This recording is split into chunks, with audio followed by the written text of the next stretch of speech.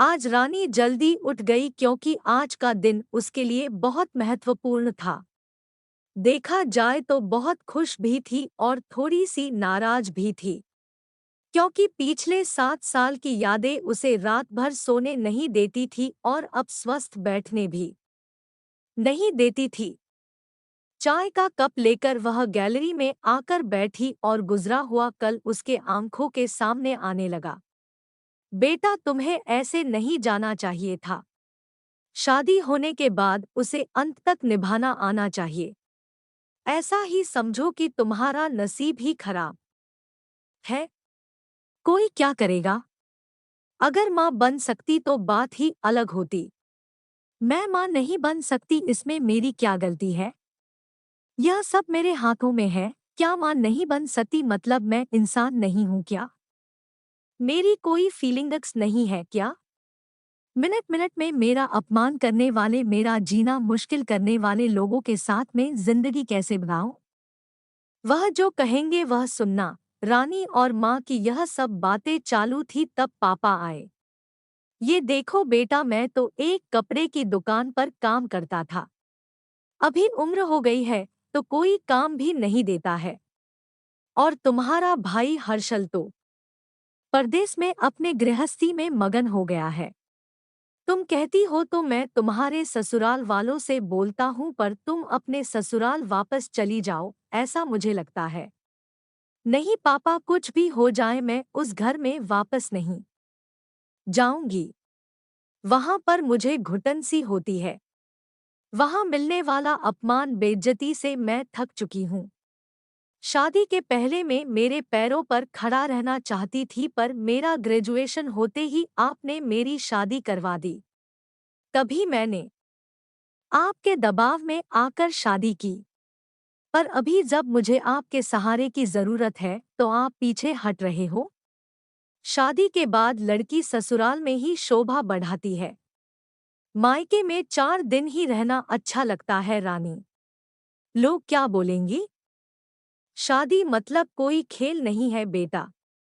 पापा गुस्से में ही बोल रहे थे। उस घर वापस जाना अब मुमकिन नहीं है पापा।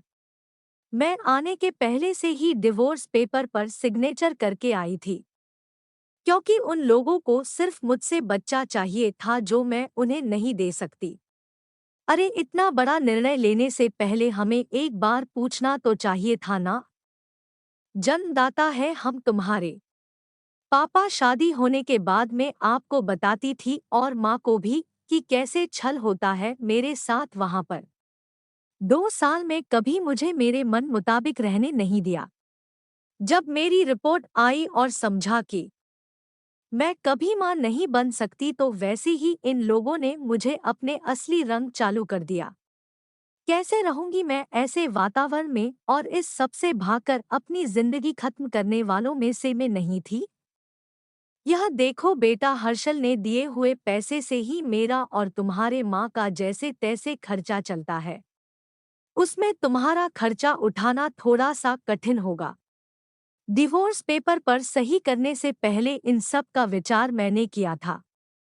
मेरे पास के सोने के गहने लेकर मैं आई हूँ और एजुकेशन लोन निकालकर मैं 6 महीनों का एक कोर्स करने वाली हूँ, जिसकी आज मार्केट में बहुत ज़रूरत है। उसके बाद मुझे अच्छी कंपनी में नौकरी मिल सकती है।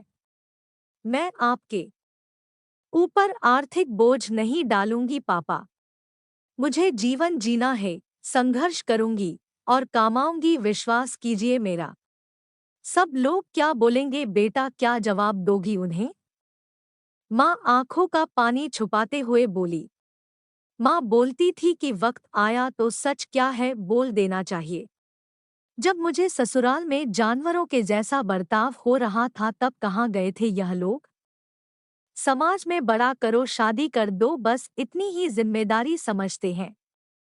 बेटियों को बड़ा करके योग्य पढ़ाई देकर खुद के पैरों पर खड़ा करना यह माता पिता की ही जिम्मेदारी होती है, ताकि आगे जाकर कभी खराब हालत हो तो उसे इस्तेमाल कर सके। तय किए मुताबिक रानी ने 6 महीने का कोर्स किया और तुरंत उसे एक अच्छी कंपनी में काम भी मिल गया। वो बहुत खुश हो गई थी। सब अच्छा चल रहा था। बीच में छुट्टी लेकर माता पिता को नजदीक रहने वाले पर्यटन जगह पर घुमाने लेकर जाती थी। माता पिता बीच में ही दूसरी शादी की बात छेड़ देते थे। कई बार तो लड़कों को देखने के लिए भी बुलाया करते थे। एक लड़का तो डिवोर्स हुआ था तभी उसे स्वीकारने के लिए तैयार था, पर पहली शादी ने ही इतने दुख दिए थे कि दूसरी शादी के लिए उसका मन तैयार नहीं था। ऐसा कितने दिनों तक अकेली रहोगी? जब तक हम दोनों हैं तब तक ठीक है, पर हमारे जाने के बाद तुम्हारा क्या होगा सोचा क्या कभी? उम्र भी कितनी छोटी है तुम्हारी अभी। ऐसा उसके पापा उसे समझा रहे थे। माँ पापा, आप दोनों मेरी शादी का विचार करना बंद कर दीजिए। आप दोनों को खुश देखकर मैं खुश होती हूँ। मेरे दोस्त सहेलियां हैं ना मेरे साथ, क्यों करनी है दूसरी शादी भला? इतना आसान नहीं है बेटा, एक उम्र के बाद अकेलापन खाने के लिए दौड़ता है। माँ बोली। सच हुआ उनका ऐसा बोलना। आगे 2 साल में पहले माँ और 6 महीने में ही पापा का निधन हो गया। रानी अब अकेली हो गई। हर्षल भाई और उसकी पत्नी आए और साथ में चलो बोलकर औपचारिकता की, पर मुझे उनके साथ जाकर वापस बोझ नहीं बनना था। मदद के वक्त मेरे साथ खड़े रहो, इतना बोलकर मैंने उनको जवाब दिया। ऑफिस का काम और बहुत सारे दोस्त, सभी लोग की शादी हो गई थी और वह अपने अपने गृहस्थी में मगन हो गए थे, जिन्हें के लिए कोई लक्ष्य मिल ही नहीं रहा था। उसे छुट्टी के दिन ऐसे ही एक मैगजीन पढ़ते समय उसे सिंगल मॉम पर एक बात पढ़ने के लिए मिली और उसे जीने का उद्देश्य मिला। उसने उसी दिन तय किया और एक 10 साल की लड़की को गोद लेने का प्रयास चालू किया। प्रक्रिया बहुत बड़ी थी, पर बोलते हैं ना, मन में इच्छा हो तो रास्ता मिल जाता है। वैसे वह प्रक्रिया पूरी हो गई और आज वही दिन था कि वह उस लड़की को लेने के लिए अनाथ आश्रम जाने वाले थी। उस लड़की को घर लाकर वह मां नहीं बन सकती, इस सोच पर और उस पर होने वाले सभी आरोपों को मिटा देना चाहती थी। तभी उसने निश्चय किया कि लड़की को बहुत पढ़ाऊंगी, खुद के पैरों पर खड़ा करूंगी और फिर शादी करवाऊंगी। अगर आपको हमारी ये कहानी आपको पसंद आई हो तो वीडियो को लाइक करें, कमेंट करें, चैनल को सब्सक्राइब करें और साथ में बेल आइकन को भी ज़रूर दबा दें ताकि हर वीडियो की नोटिफिकेशन आपको सबसे पहले मिले।